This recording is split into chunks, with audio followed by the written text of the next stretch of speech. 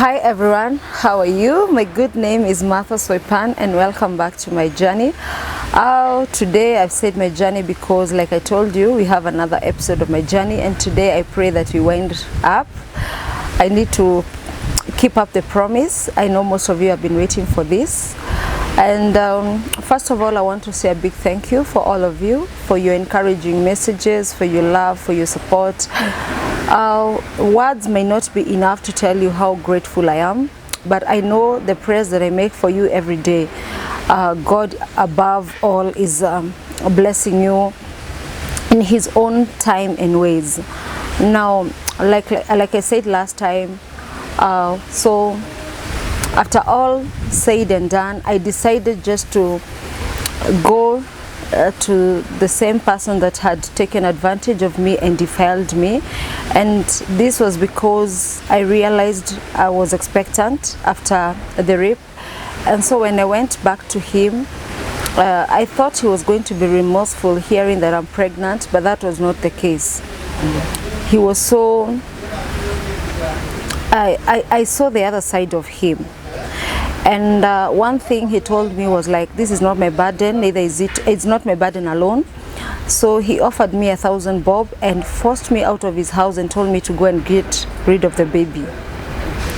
I was in the state of confusion because I was going through a lot. I didn't have a job, I had a sick mom to take care of, and now this is a baby that has come along the way. And above all, this baby needs attention, and I don't know what I'm going to do. And I could not even tell my mom because I was fearing for her health. And so I tried to get rid of the baby, but I used to try to get rid of the baby through me because I also wanted to just disappear. I sought death, but death denied me because I asked myself, I've come out from a violent marriage, and when I thought I was in the safe hands, that is the church, I go there and I meet the worst. I hated God. I didn't want anybody to tell me anything about God. And so I struggled with my pregnancy, and I used to do casual jobs until when I went to deliver. And like any other woman who is expectant, you always crave for a normal delivery. But for me, that was not the case, because during my pregnancy, I was going through a lot. I was wondering how am I going to take care of my bills, my sick mom, and my baby who is on the way. And so my pressure became a challenge, and I was forced to go for an operation. And before the operation, the doctors had already told me that it was a 50-50 chance. They either save me or save the baby. And just to take you back, during my pregnancy, I hated my son. I hated the baby I was carrying. I thought he was not supposed to come into my life. I thought he had just brought me misfortunes. But I remember the very time the doctor told me that this is a 50-50 chance, I got a very strong feeling that connected me with my son. And the first thing I asked the doctors, before you operate me, can you give me time? I need to pray. And that is when I was asking God for forgiveness. And I prayed to God and I told God, don't allow me to lose another baby. I'll take care of this baby and I'll love this baby with every breath that I have, everything that I have. And I want to take this opportunity once again just to say a big thank you to God, because God heard my cry, and I was operated, and both me and my son survived. Though after the operation, my son had to go to nursery, and he stayed there for some time. That even leaving the hospital was a challenge because the bill went very high. But God made a way, and I went home with my son. And I prayed to God and I told God, because my son was already rejected by the father at conception, bless me in a way that I will never ever think of going back to look for the father, because maybe I don't have anything to give my son or to educate him or to clothe him. And God was very gracious to me, and his blessings were very sufficient, because I took care of my son without seeking any help from anyone, not even the father. But the worst came to worst. That was 2020 when COVID came. Everyone knows how COVID hit everywhere, not only in Kenya but even other countries.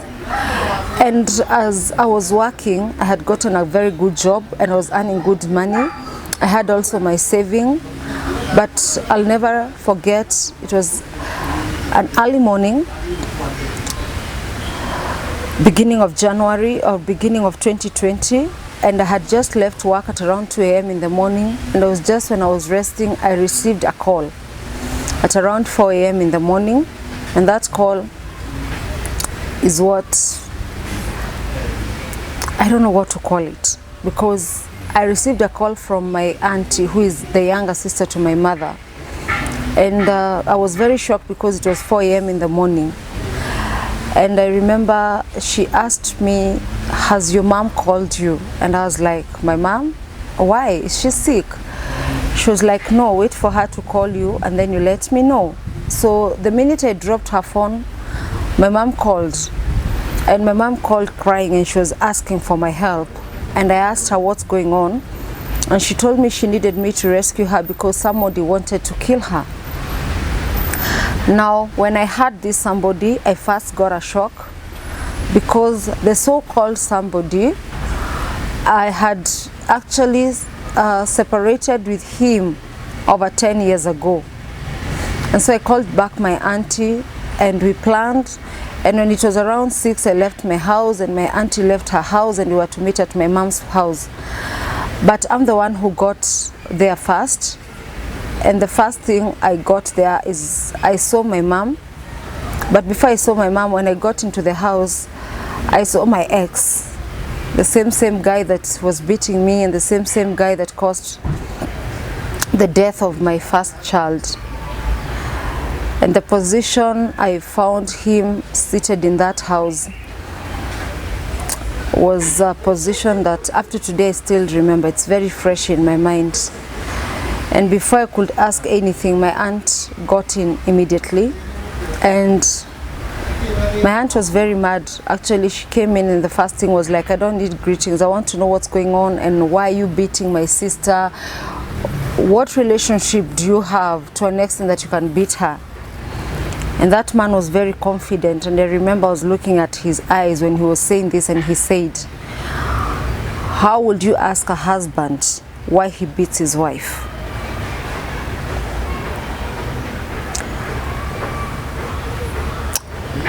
I lacked words.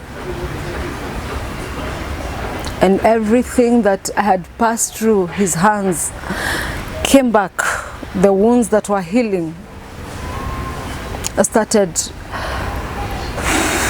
paining. I could see marks that had like disappeared coming back. And I asked myself,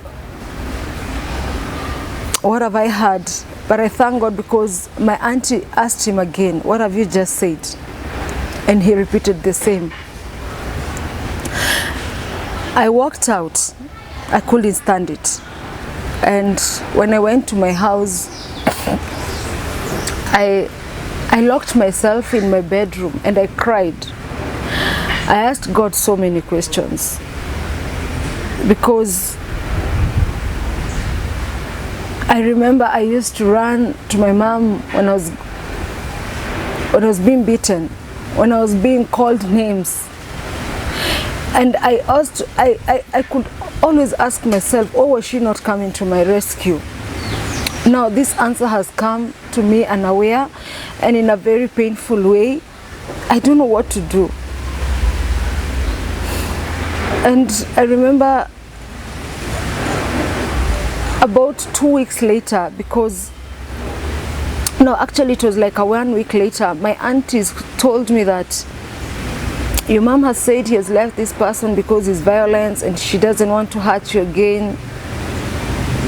And for me, she was still my mom. So I just forgave her and moved on. But we didn't even stay for some time, because that's about a month or 3 weeks later, that was when now COVID came in and there was lockdown, and immediately my mom fell sick. Remember in our first episode I told you there's a time my mom was very sick when we shifted from Kariobangi to Dandora after me losing my baby and the post-election violence came. And so she became sick and she was admitted. And again, she's back now to my hands, and I forgave her and I took care of her.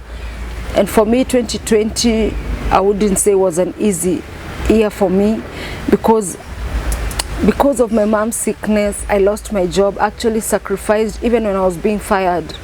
It was because I was always in and out of work, asking permissions to take care of my mom, to go see her at the hospital. She had her medical bill that was needed to be paid. Immediately she was discharged, she came home, she was going for clinics, she was using Uber, she could not walk. And she used to go to hospital like today, skips tomorrow, the other day. And all that was money. It needed money. It needed money for her dressing. It needed money for her transport. And here is Soipan. I don't have a job. I have my mom in the house. I have my son. I have bills to pay. Not forgetting I don't have a brother. Neither do I have a sister. I tried all I could for the sake of my mom. And I thank God, because at the end of 2020, my mom walked again with her own legs. But I was left in debt. And so when she went back to her house, I decided one Sunday afternoon I needed to go see her. And so after church, I decided I'm going to my mom's house. Why should I make a call? After all, I know she's at home. And so I went. Then the unexpected happened. And when I got to the house, I found her and the same man, my ex.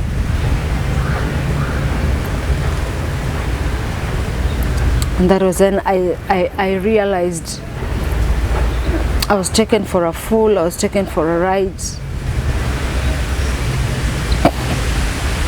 And there was nothing else I would have done but just to leave. And so I told also the sisters what I had found, and I went back to my house. And I remember I asked God so many questions, because I was trying to recover, I was trying to pay the debts that I had taken, just for the sake of her to walk again, to regain her health. I had sacrificed a lot. I sacrificed my job. I sacrificed my son's happiness just to make sure she's okay. And I had taken her in after even realizing what she had done. I forgave her. And now this is the second time I'm seeing this. And even what hurt me most is that she was not remorseful. She never even cared or thought of, coming just to know, since I've seen that, what is going on in my mind. And that is when I just decided I needed just to be alone and maybe dedicate myself and dedicate my time to myself and my son. It was not easy.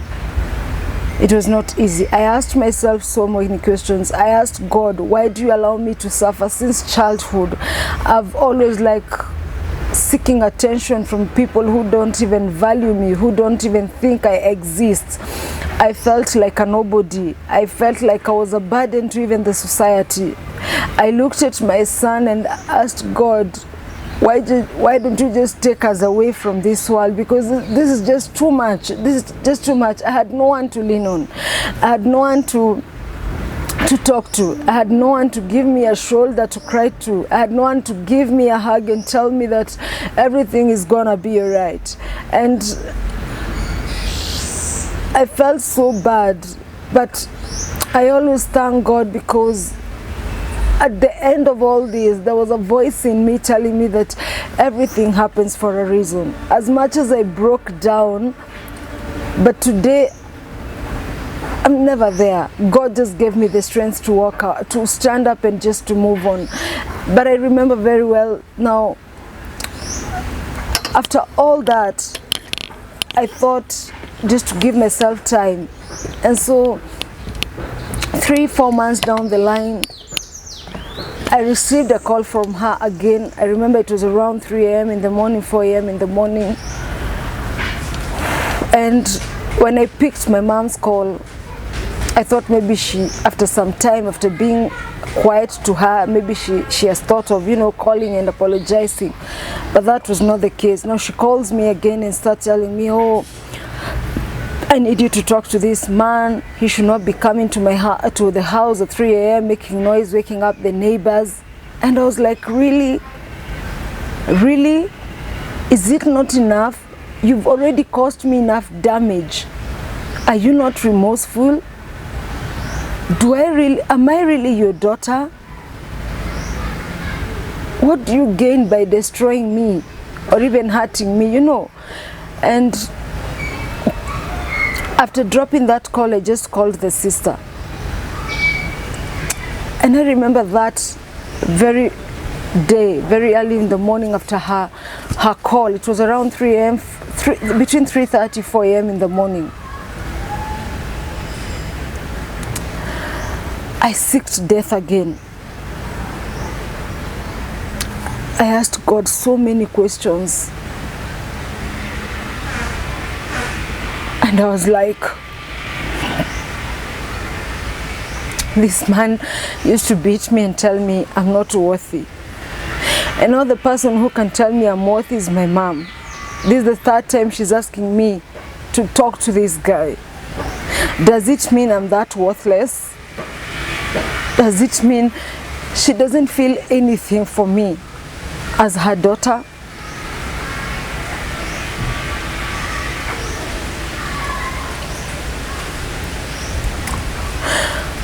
Or who am I?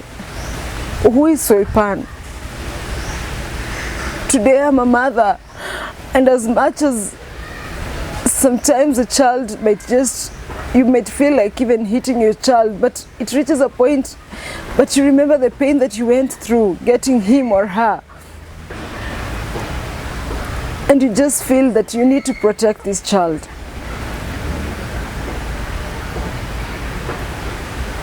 And I asked myself, who is a mother? My viewer, who is a mother? What does it entail to be a mother? Because I try to figure out, because up to today I don't think I have ever experienced a mother love or even attention. Yet I've done so much for her. I've done so much. I've sacrificed so much just to make sure that her life is comfortable.